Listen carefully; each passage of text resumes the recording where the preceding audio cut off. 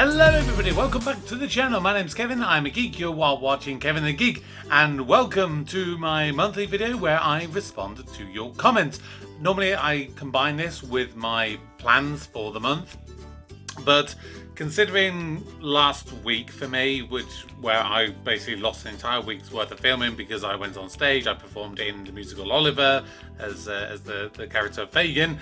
I did my monthly plan video early in order to get that out literally on the 1st of June, and then to give me enough time that I could try and get this week's amount of videos done.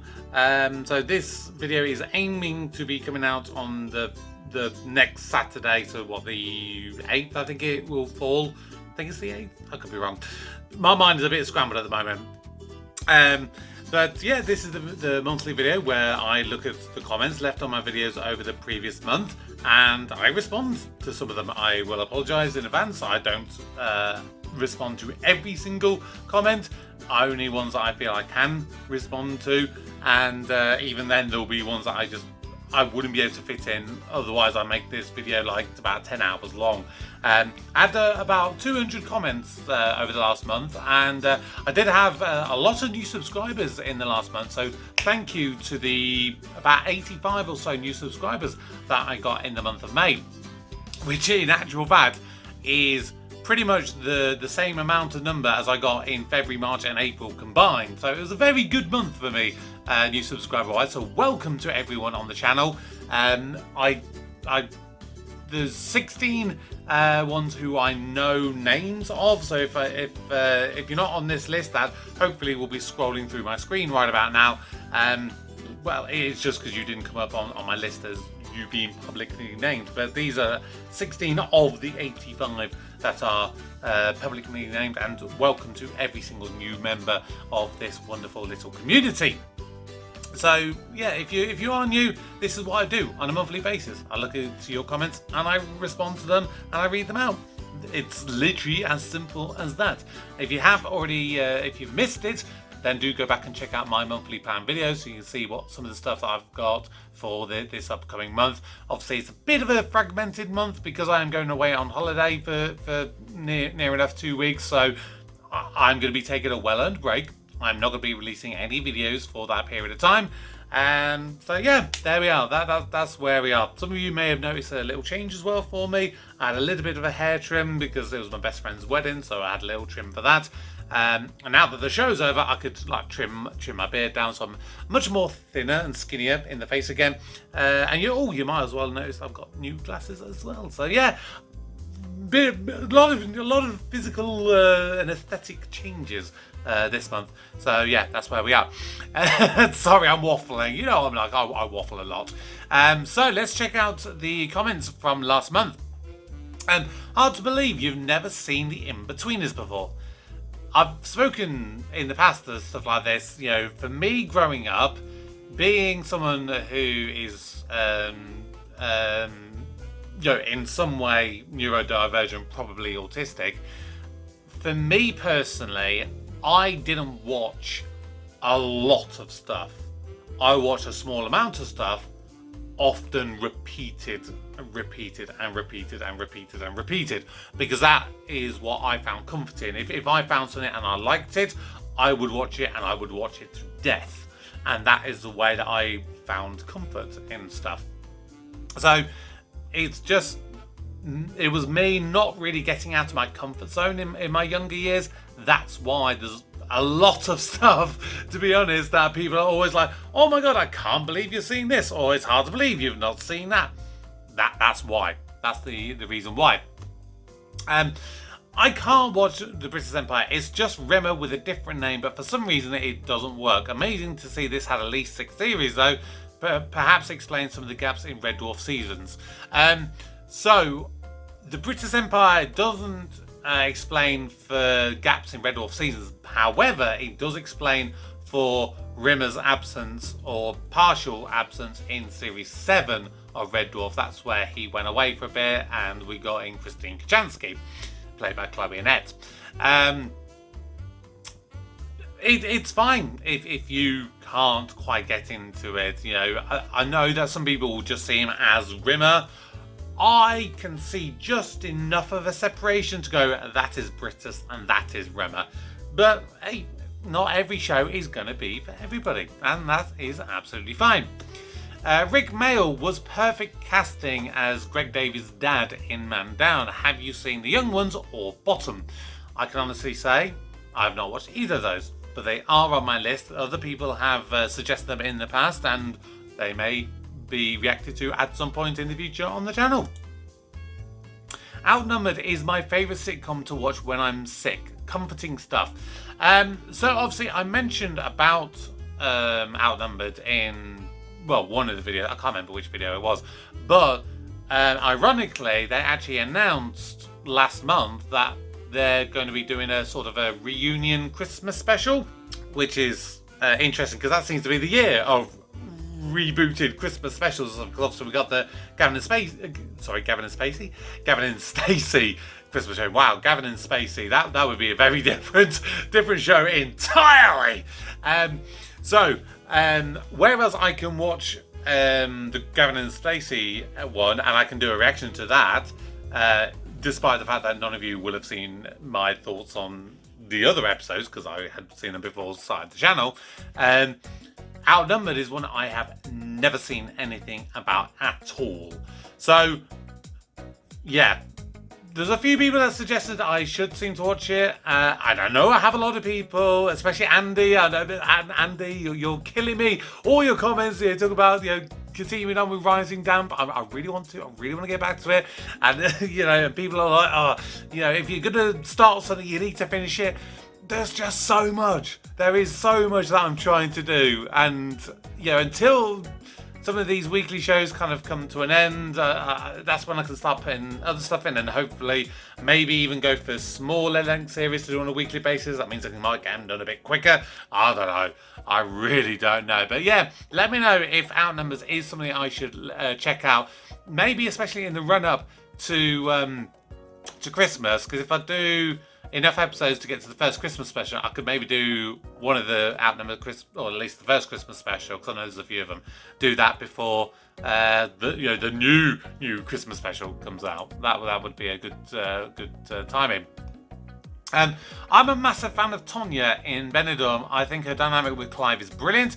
I actually met Hannah Waddingham at a Comic-Con, and she was such a lovely lady. That is the perception I've got. Like, there's certain celebrities that you think, oh, they're amazing in a show, but in real life they're probably a bit of a dick. Hannah Waddingham, for every single story I've heard about her, and every time I've seen her do interviews and stuff, honestly, I can believe that she is such a genuine person, which makes her acting skills even better because she is so dislikable. Tonya is very dislikable. Hannah, definitely not. She very clearly is one of the most wonderful people you could probably hope to meet. Baldric is from Blackadder. Basically, think of something that can happen in front of them and they most likely won't notice and say something about it. So Baldric's basically me then, because I miss a lot of stuff. I really, really do. And then I'll talk about it and then people are like, oh, yeah. Did you not pick up on that? Blackadder is another one of those that I need to watch at some point, clearly. We don't talk about Fred the Weatherman. Yeah. So, obviously, like we've had things on the channel before, like for example, watched the Benidorm episode, and Rolf Harris kind of got brought up in it. Fred Talbot was the former weatherman from I think it was like This Morning or so. He was the guy on like the big giant floating map. That's literally all I ever remembered him for. And after a couple of people mentioned about this, I actually looked it up, and yeah, he's another one who got convicted and sent to prison for very, very, very bad things. Yeah. He's not going to get mentioned on the channel again. Fingers crossed anyway. For all of the Christmas specials of not going out, it's best not to watch them before you've seen the episodes before them, but holding fire until December is fine. Good, because obviously we're coming to the end of Series 2, and I would like to do 2 Christmas specials in December, so if I can get away with holding fire for the first one, so do Series 2, then Series 3, and then go back to the first Christmas special, and then do the next one, I think that will be a good thing to do for me. Kelso, who was in the Idiot Abroad episode, the one that featured in Brazil, apparently Kelso, aka Lorna Washington, passed away Monday, 30th of October 2023 in the early hours of the morning due to a heart attack. Well, rest in peace to you, Kelso. You know, from everything that we saw in that episode, Kelso seemed a person who just loved life and took advantage of every good opportunity that came their way. So although it's sad that that they passed away, it's one of those strange ones where I think they were probably on their deathbed and probably could have gone, you know what, I'm happy to go, because I've lived a very fulfilling life. Yeah, so that's a sad one there. Also, on the topic of An Idiot Abroad, the Carl Comes Home episodes are brilliant. So if you did miss my monthly plans video, like I said, I'm going away on holiday. I'm going to be doing. I think it came out earlier this week, if I remember rightly. I think it's like, for me, as I'm recording this, I think it comes out like tomorrow. But episode 7 of series 1 of An Idiot Abroad is the Peru episode. Normally, I'm only doing them on a monthly basis. However, I've decided to do the last episode of the first series, which is called Carl Comes Home. I'm going to do that on the day I actually kind of come back off my holiday. I mean, I'll be pre-recording it before I go away, because I won't have time to record and edit and export and upload, after having gotten back at probably like 2 o'clock in the afternoon. So yeah, that ain't gonna happen. So but yeah, that's the plan for that one, and I'm looking forward to that now that you talk about that. Where I live, we have a considerable amount of dogs, and it gets quite overbearing at times. Not much you can do about it, but that aside, loving all your reactions. Annoyingly, my neighbour's dog often seems to bark, always when I'm doing my recordings. It's so annoying, and I'm always constantly having to say, oh, I'm sorry guys, I'm sorry if you can hear the dog barking in the background. The problem I've got is I'm in a 1-bed flat, and it's ground floor. So it's quite small, and of course we have a communal courtyard, so when the dog barks, I've often probably not long had a shower, so my bathroom window is open, so the noise comes through a bit more and things like that. It's very annoying. I probably need to get like a do not disturb sign, like hang it on my door, so that if I'm doing a recording, they'll see that and go, right, keep the dog inside, and stop her from barking. That might help. I don't know. Probably won't actually. The full quote from Harry Selfridge's is, the customer is always right in matters of taste. Basically meaning that they want to buy that. Hang on, what? Basically meaning if they want to buy that ugly ass coat, let them. Yep. That is absolutely fair, and like I said, in that episode of Modern Life is Goodish, I hate people that use that phrase, the customer is always right, because trust me, they are not. I've skipped one there. No, I haven't. No, I don't know what the hell is going on here. I do apologise. Paul, you can buy vibrators and love eggs from Poundland now. So I hear. I wouldn't know, obviously. Is that a little bit of oversharing there, Paul? Are you telling us a little bit too much about your shopping habits? Yeah, I don't know whether I would trust a sex stimulant toy from a place such as a Poundland. Yeah, not for me. I mean, they're not for me in general, but especially not for Poundland. I only watched Doctor Who when I was a kid, and Tom Baker was the Doctor. Was Peter Cushing not Doctor Who in a movie or something? So, basically, there was 2 movies with Peter Cushing, neither of which I have actually seen. I've never watched them, but I know of them. So Peter Cushing did 2. One which was, I think, called Doctor Who and the Daleks, and the other one was I think it's Dalek Invasion 2150 AD or something like that. Both of those aired in, I think it was 1965 and 1966, if I remember correctly, and they are both basically movie adaptations of I believe it's the first 2. The first one is definitely based on the first serial, the one that I actually did a reaction to earlier on this year, which is literally the second ever serial of the show. And then the other one is from a year later, which was the Dalek Invasion of Earth. And so they're sort of loose adaptations of that, and basically Peter Cushing plays Doctor Who, but it's not a canonical thing. It is completely separate. And I mean, who knows, at some point someone may make some sort of multiversal kind of thing in Doctor Who and make it sort of canon. It would be weird if they did end up doing that, but hey, I wouldn't put it past them. I mean, hey, for all we know, it could be part of Pete's world from the the parallel world in series 2 of the rebooted era, for all we know. Kevin, I agree with you. You should watch Star Trek at some point. Start with the beginning with the original series.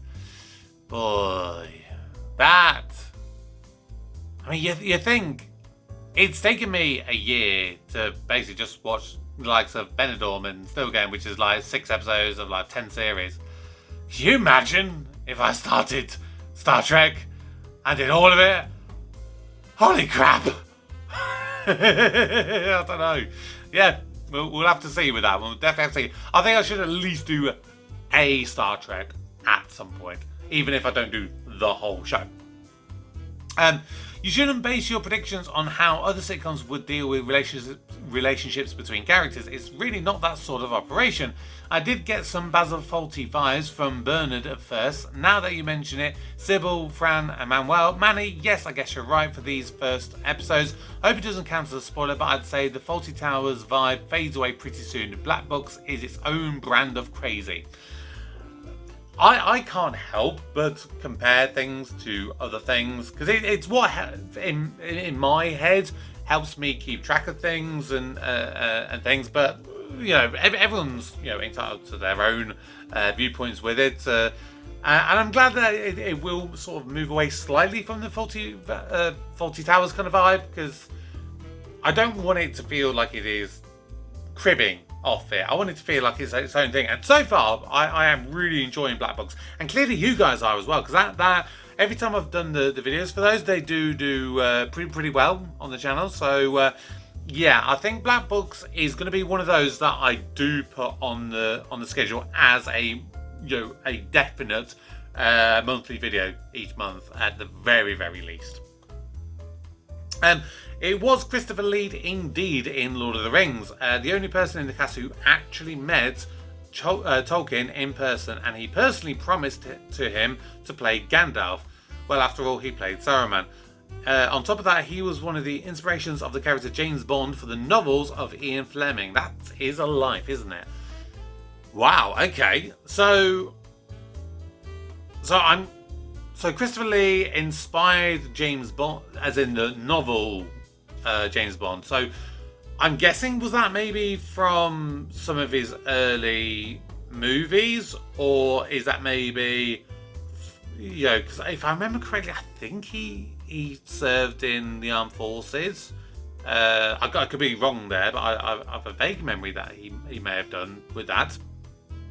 And I mean, to be fair, that the chance to actually meet the author of the Lord of the Rings, and then later to go and actually star in the movies of those, that is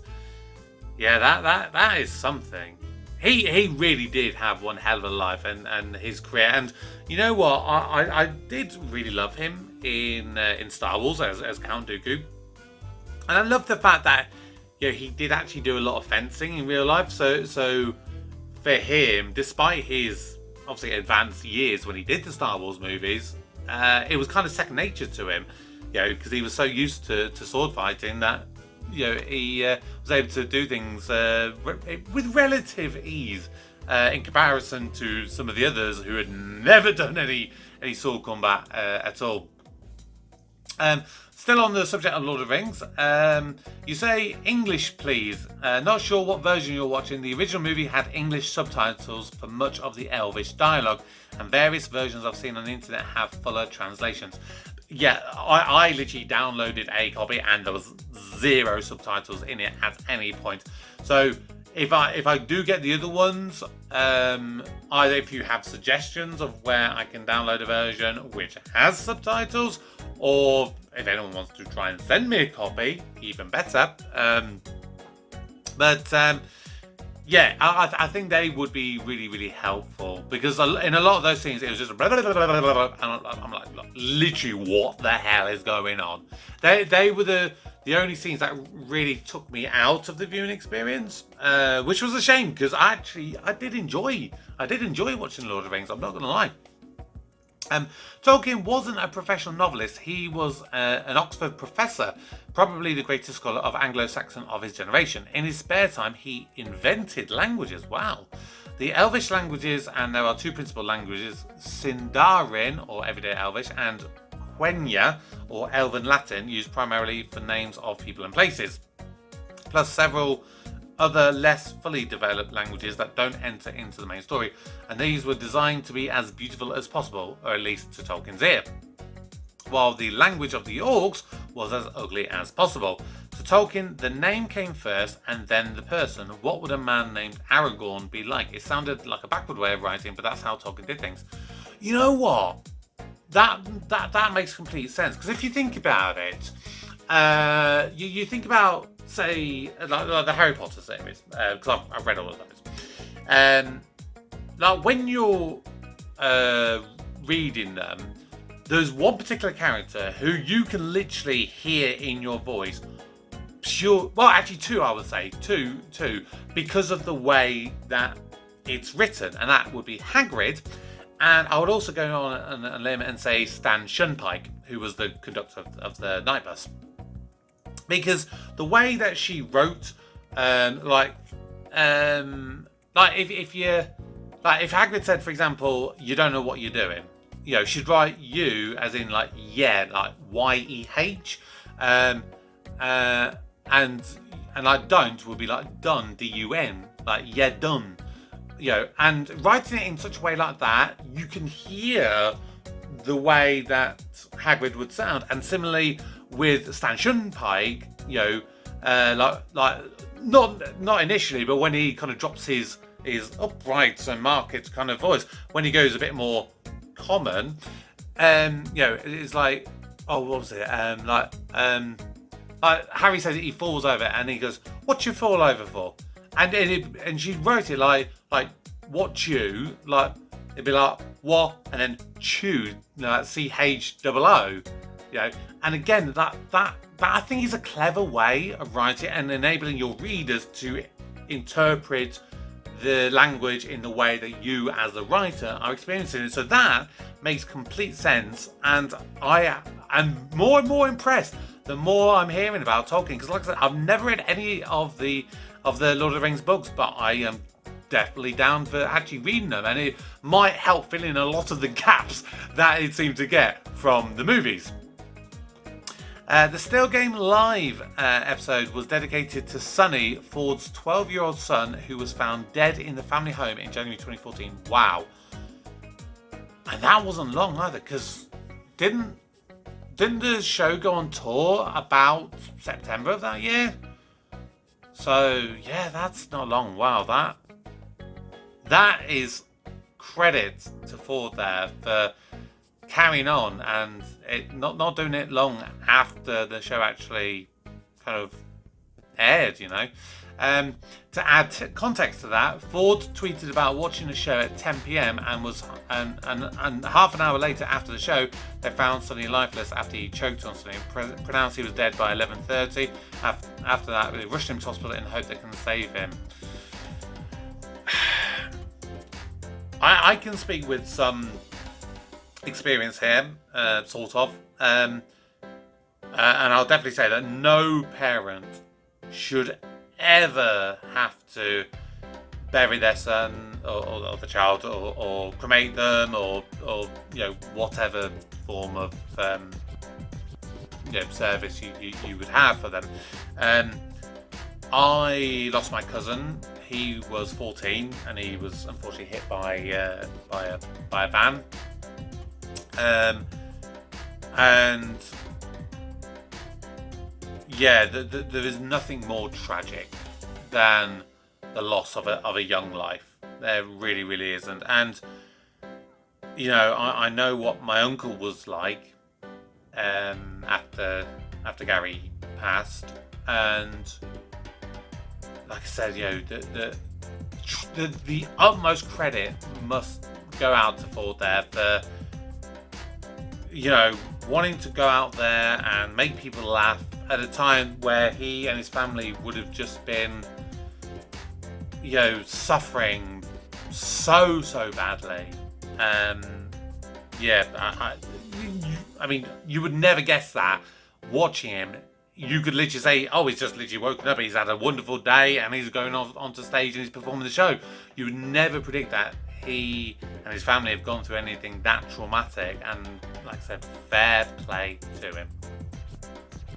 Are you going to an evening of old pals? It's lots of the cast are still going on tour, talk about their time on the show. No, I'm not, and I'm so gutted about that. So somebody last year, when it first got announced, someone sent me the link, because it's actually coming to my town, because we have a lot of Scottish people moved down from Scotland down here in sort of like the 70s. And there's another place nearby to us that are also having the show. And they sent the link to me. There was like, I know you've... And this was, at this point, I think I was maybe, Series 2, Series 3 of Steel Game at that point. So I hadn't really been doing it that long. But yeah, someone sent me the link and I looked at it. I was like, brilliant. I really want to go there. I want to get one of the VIP tickets. I want to see if I can get them to like record an intro or get them saying like, you've been watching Kevin the Geek or something like that. Because I thought that'd be quite cool for the channel, And it was like 2 days before payday. I was like, right, I'll wait till Friday. Once I get paid, I will get on there and I'll buy tickets. Nah, literally that day, within 3 hours or so, completely sold out. Every single ticket gone. So, no, I'm absolutely gutted. I did not manage to get tickets. I mean, if anyone's got a spare ticket and they would like to invite me along, let me know. But yeah, no, I'm really gutted about that. I would recommend you watch the first 2 episodes of Series 7 of Benidorm before your holiday. It's a good pause point. Now, I spoke about this in my Benidorm episode this week, which was Series 7 Episode 1. And that is exactly what I'm going to do. Basically, next week is going to be Episode 2. And then for the next Monday, by that point, I'll be on holiday, enjoying myself, lying by the pool, having a beer. Yay! So what is going to happen is I'll go through and do Episode 3. Now, the big thing. People obviously have been saying to me, don't try and avoid the spoiler if you can for Episode 3. It's a big spoiler, it's like a coming soon kind of thing. I obviously downloaded all of Benidorm before I started even doing the first ever episode. So I've got all of them. And I asked someone to, I went out the room and I said, can you look at Episode 2, just go right near towards the end, and can you just like let me know what is the final thing that happens before the coming soon trailer happens? I haven't got a coming soon or coming next week trailer in the file that I've got. So yes, I don't have to worry about any spoilers. I can literally just get through. There's no end credits. It literally goes from the end of the episode straight into the credits, and then that is it. Yes, yes, yes, woohoo! No worries for me. Thank God for that. British Empire. Chris Barry does an impression of Victor Meldrew from One Foot in the Grave. It's his infamous "I don't believe it" line. You should really, really, really react to it. I highly recommend watching it if you haven't, because it's another iconic British comedy with genuine laughs and emotion. It is on the list. It is definitely on the list. Many people have suggested One Foot in the Grave, and it is on the list to check out at some point. I adore Heidi High. It takes me right back to childhood, although I've literally only just found out that Ken Barry, aka Postman Pat, sings the theme tune. Well, that's something new I've learned today. Thank you. Every day's a school day. Paul Shane, who plays Ted Bovis, he did release it as a single though. Would love to see more, especially as I think you're the only person who has ever reacted to it. I like that. Like, there's not many. Like, obviously when I started, there was a couple of shows I go like, what are some that seem to be a little bit popular, and because I was like, I'm at the beginning of my journey, I want to try and get some stuff that is kind of a little bit popular, so I can kind of start using that to kind of build up a little bit, and then I can just go wild, based on suggestions that people give. So there's not a lot that I can genuinely say that I'm literally the only person that has done reactions to it. I might be the only person who's done Are You Dave Gorman? I might be the only person that has done Dave Gorman's Important Astrology Experiment, although at this point that's literally just one singular episode. I'm pretty sure I'm the only ever person who's reacted to the American version of the Vicar of Dibley, because I did that last year. That was a strange one, wasn't it? That one, yeah. Vicar of Dibley, USA. Yeah, memories, eh?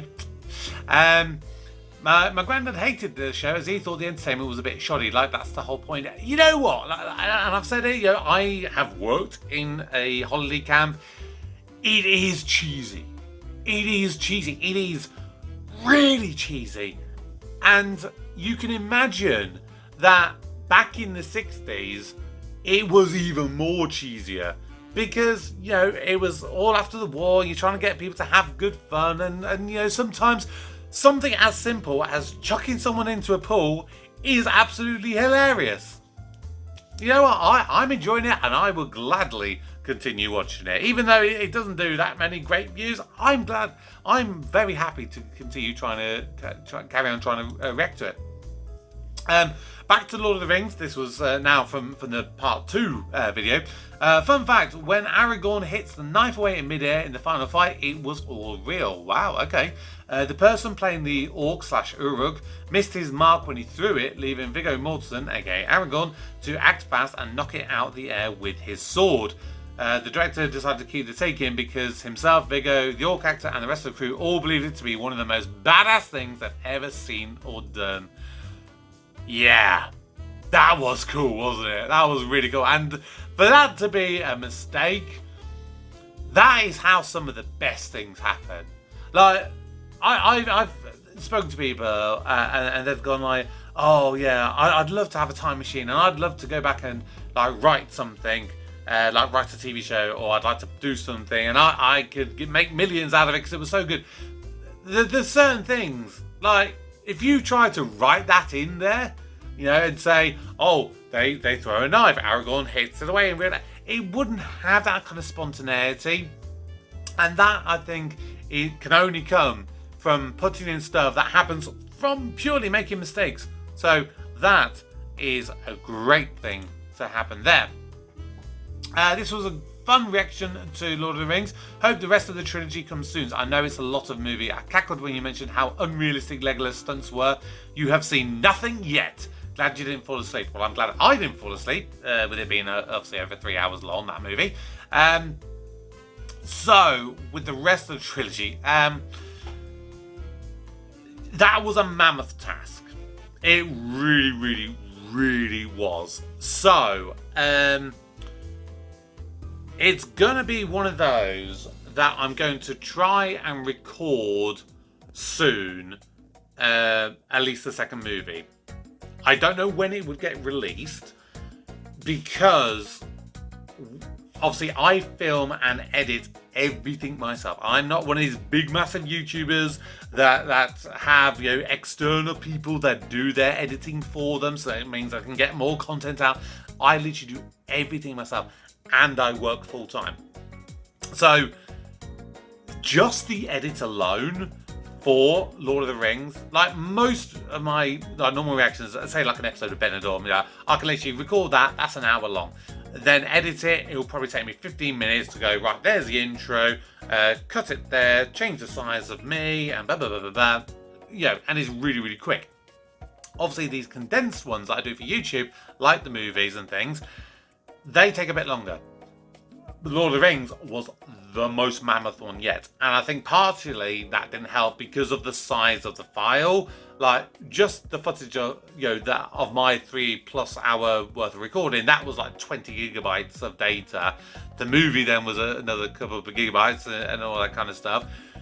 So, in the end, it took me about 3 weeks to edit the two halves of that movie. So, I want it to come soon, but in reality, it's not going to be soon, but I will try and do it as soon as I can. That is the best and most honest answer I can give to you. Since you mentioned how long a pure adaptation to this book would be, the audiobook for Fellowship of the Ring alone is about 22.5 hours long when read by Andy Serkis, and the book doesn't even include Boromir's death, as that is where the second book picks up. Of course, some of that time is several minutes of description, which could easily be shown in a single wide shot, but that should give you an idea of just how much Jackson had to cut out at the end of the day. So with that would sound like that the book, size-wise, would probably be similar sort of sizes to maybe the last 3 Harry Potter books, because I know that at least one of those, because I'm literally listening to that in the car doing my driving job at the moment. I think Deathly Hallows is about 23 hours. So yeah, that does make sense. Obviously, I'd have to read it to kind of get more of an idea. But again, like, listening and reading through that again, it does remind me of how much at times waffle is in there describing a whole scene and describing characters' inner thoughts and stuff. But I like that because I like getting more of a behind the scenes and more of an in-depth look at things. But I can definitely understand how it is really hard to really cut a lot of stuff out, to be fair. To start a reaction to Game of Thrones is going to be quite an undertaking. I hope you're ready for it. Yeah, I mean, I don't know whether that's being an undertaking just because of how long it is, or if you mean like emotionally it's going to be a bit of an undertaking. Either way, I would be prepared for that in the same way that I would really like to do Stranger Things, because obviously I did the first episode of that last Halloween. If I do go and do a full watch of Stranger Things, I'd probably have to re-watch that first episode. I do remember that I loved it, but I don't remember a lot of stuff that happened in it. So yeah, I'd probably have to do that again in a way. But yeah, I would be down for doing either of those as a full-length series. The Rapsy Nesbitt holiday episode, it is set in the Costa del Sol, not in Benidorm. Well, damn you, Wikipedia, for lying to me. Not that Wikipedia is ever wrong, is it? The young woman that Gash is with is Frances from Still Game. Right, what is it with me with not picking up Frances from Still Game? Because I missed her in Trainspotting. Well, I missed her at the time of me watching it. I did realise it was her when I was editing, but I just didn't pick it up at the time. And clearly, I always seem to miss her somehow in things. So maybe if she's going to be in anything again, maybe you just have to give me a pre-warning. Go, oh yeah, Frances from Still Game, she's going to be in this that you're going to watch. Bring back the Carol's Baby Lion storyline. They will. Thank you, God. Because that has been bugging me to death. And it's probably been bugging you guys that I've been mentioning it so much, to be fair, in the British Empire episodes. Kevin, have you watched Harry Hill's TV Burp? I can honestly say yes, but kind of no at the same time. TV Bird was one of those shows that, like, in a similar way to maybe like You've Been Framed, is like maybe like on a Saturday night, I'm like maybe getting ready to go out and it's there on TV, I might just go, oh well, I'll stick it on and I'll sort of half watch it, not really paying any major attention to it. So my answer to that is yes and no. I hope that makes sense. Hello sir, are you looking for a professional YouTube thumbnail designer and video SEO expert? I don't know what a video SEO expert is, you'll have to explain that to me. And if you're talking about volunteering for no payment from me, then yes, I would be potentially interested, because I make no money out of this. Well, I mean, obviously I now monetize my videos, but I literally get, I think so far I've earned like £5 since I was able to start monetizing, start of April time. So yeah, I don't really make money, so I can't pay you if you want to offer your services to me. Final time from Jamie. Burniston really hits the ground running. Episode 1 is packed full of iconic sketches and characters. Well, I didn't watch the first episode. I think you were talking about literally episode 1. I actually watched the pilot episode earlier on this week. Check it out if you missed it. The boys from Burniston, and especially Ian Connell, wrote a lot of sketches for Chewing the Fat.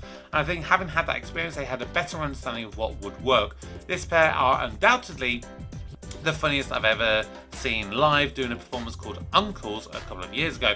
As much as Chewing the Fat is iconic and paved the way for modern Scottish comedy, I feel Burniston is definitely more refined. Well, I'm going to continue on with Chewing the Fat, and I will probably at some point continue on with Burniston as well, so we'll see which one, in my opinion, is the better one at that point.